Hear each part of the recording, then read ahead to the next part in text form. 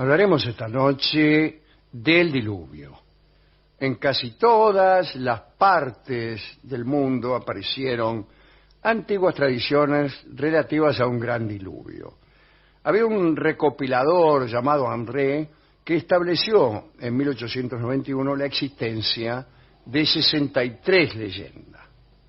André había encontrado 13 leyendas del diluvio en Asia, 9 en Australia, 4 apenas en Europa y 37 en América. Bien. La duración de las inundaciones oscilaba, en los diferentes relatos, entre 5 días y 52 años, que era la inundación a las que se referían nuestros amigos los aztecas, para quienes el número 52 era Z. En 17 de los casos figuraban las lluvias como la causa del diluvio, pero también se hablaba de nevadas, tifones, maremotos, etc. Entre los chinos, un espíritu malo llamado Kun Kun. Mire, no parece muy malo. No parece tan malo. Nadie que se llama Kun Kun puede ser muy malo. Bueno, parece que este demonio, en un arranque de cólera, rompió de un cabezazo una de las columnas que sostenía el cielo. Eso me gusta, ¿eh? ¿Cuántas serían las columnas? Y 4. Cayó la bóveda celeste sobre la tierra y todos los países quedaron inundados de golpe por unos aguaceros gigantescos. Esto siempre da la sensación de verdadero. A mí sí, Yo parece. cuando lo escuché me pareció la más razonable de las explicaciones posibles. Y sí, la primera impresión sí. Voy a hablar ahora de un personaje llamado Thomas Barnett, que en 1681 escribió un libro titulado La Sacra Teoría de la Tierra. La Sacra Teoría de la Tierra. Y allí se refirió al diluvio universal. Y este es de todos los estudiosos del diluvio el que más me ha gustado. Habla incluso de la posibilidad de encontrar el paraíso terrenal. Mirá vos, no se sabe mucho de este Barnett, solo que nació en 1635. Parece que era un clérigo anglicano que en algún momento fue capellán privado del rey Guillermo III de Inglaterra. Murió en 1715 y ahí para de contar, ¿no? Sabemos nosotros que según el Génesis estuvo lloviendo 40 días y 40 noches, lo cual dio como resultado una inundación que tapó la montaña más alta y destruyó todo lo que moraba en tierra firme. Según el mismo relato, el arca que construyó Noé estuvo flotando 1 año y 11 días hasta detenerse por fin en la cumbre del monte Ararat. Pero Barnett, que era un ferviente seguidor de la Biblia, se puso a hacer cálculos y no había manera de que el diluvio universal cubriera toda la tierra y, mediante una cuenta sencilla, mostró que el agua que pudo haber llovido en 40 días con sus noches era insignificante, para los fines de un diluvio. Y Barnett aseguró que toda el agua llovible existente en la atmósfera era insuficiente no ya para cubrir los más altos picos, sino los más humildes montes. Años más tarde, sus seguidores hicieron el siguiente cálculo. La superficie de nuestro planeta es de aproximadamente 432 millones de kilómetros cuadrados. Si lloviera toda el agua contenida en la atmósfera, que es alrededor de 1.300.000 millones de litros, la Tierra quedaría cubierta con una capa de menos de 3 centímetros, lo que no solo no taparía los altos montes, sino que ni siquiera ocultaría los bajos pastos de este mundo.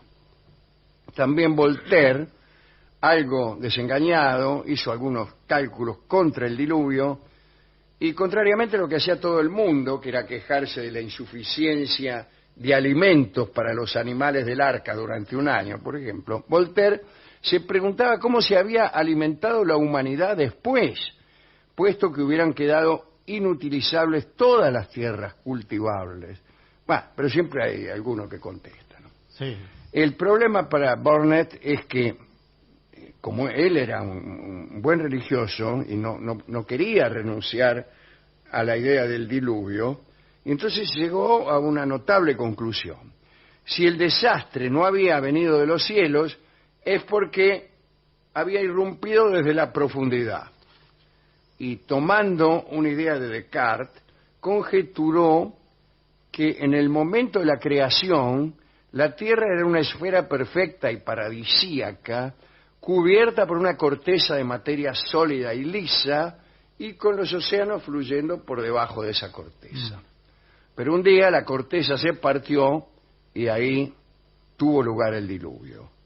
La sacra teoría la llamó Burnett y impresionó a Newton esta teoría. Entonces comenzaron a tener una correspondencia muy interesante. Discutían el problema de la creación en solo 6 días, por ejemplo. Los dos decían que eran pocos días. Tanto Newton como Burnett decían que 6 días eran pocos para terminar la creación. Por fin Newton insistió en que la Tierra de ese entonces giraba más despacio y en consecuencia los días eran más largos. Bueno, nuestro amigo Burnett también pretendía indicar la ubicación exacta del paraíso terrenal. Antes del diluvio, el paraíso estaba en el hemisferio sur, apenitas debajo del Ecuador, lo que garantizaba una eterna primavera. Y las condiciones eran tan buenas que allí uno alcanzaba tranquilamente la edad de 900 años. Ah, mire. Claro, con razón. Pero el hundimiento de la corteza terminó con el paraíso y la Tierra adquirió el aspecto que hoy presenta, por ejemplo, en Villa Alianza. Claro, todo así como lo ven. Claro. Hay que decir que ya algunos siglos antes, muchos buscaron el emplazamiento del paraíso, sobre todo los viajeros que iban al Asia. Aquí hemos contado la historia del preste Juan, que le escribió al emperador de Bizancio y al Papa, y les avisó que el paraíso estaba situado cerca de sus dominios, a 3 días de viaje. Quedaría por ahí en el medio del Asia. En fin. Cristóbal Colón también se interesó en el asunto y lo situó cerca de la desembocadura del Orinoco. Para mí, para enfilar para ese lado. Claro, para llevar agua pedir, a su Orinoco. Pedir plata para ir ahí. No hace mucho tiempo un inglés llamado Willox aseguró que el paraíso estaba entre los ríos Tigris y Éufrates, es decir, en lo que se llamaba la Mesopotamia, lo que hoy es Irak. Sí. No parece el paraíso terrenal. Sí. Pero bueno, como en ningún lugar parece. No. Pero bueno, la teoría del diluvio de Burnett era bastante débil. Renunciar a los escritos bíblicos era difícil y entonces hubo que ir modificando estas ideas de Burnett y apareció la teoría esta del océano en retirada. El autor de esa teoría fue todo un filósofo, nuestro amigo Leibniz, el de las mónadas. Esa teoría fue un sustituto popular del diluvio.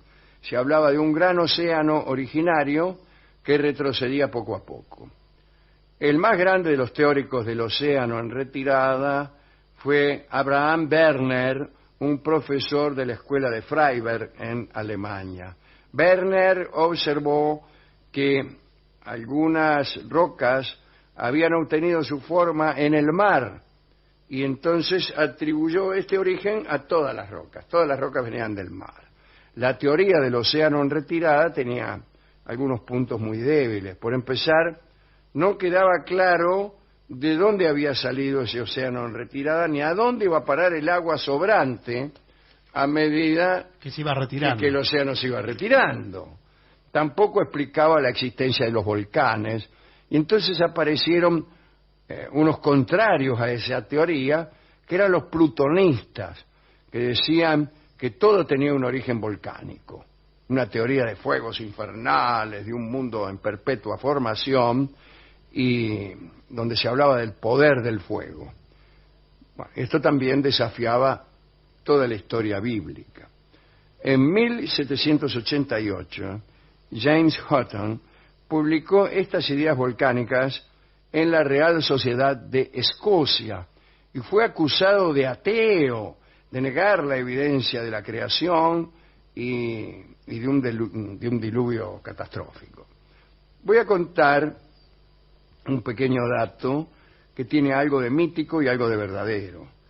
No está claro que el agua que inundó la Tierra en el diluvio fuera agua atmosférica. El agua en cuestión provenía de lo que llamaban, según la cosmología más frecuente de ese momento, las aguas de arriba. Creían los hebreos que sobre la bóveda celeste había agua. Y Dios, para generar el diluvio, sacó una de las tapas de esa bóveda, que no eran otra cosa que las Pléyades. Las estrellas Pléyades eran en realidad tapones que impedían que el agua se fuera para abajo.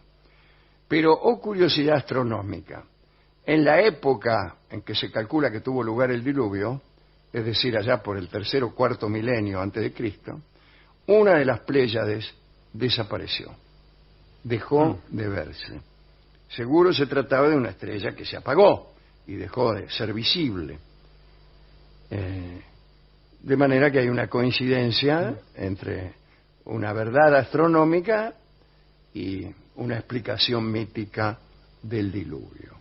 Esta explicación mítica conviene al tango con que vamos a ilustrar esta charla, que es un tango que habla de lluvia, pero también de estrellas. Tanto es así que se llama Lluvia de Estrellas. Escucharemos la versión clásica del pianista, que es el autor además, Osmar Maderna.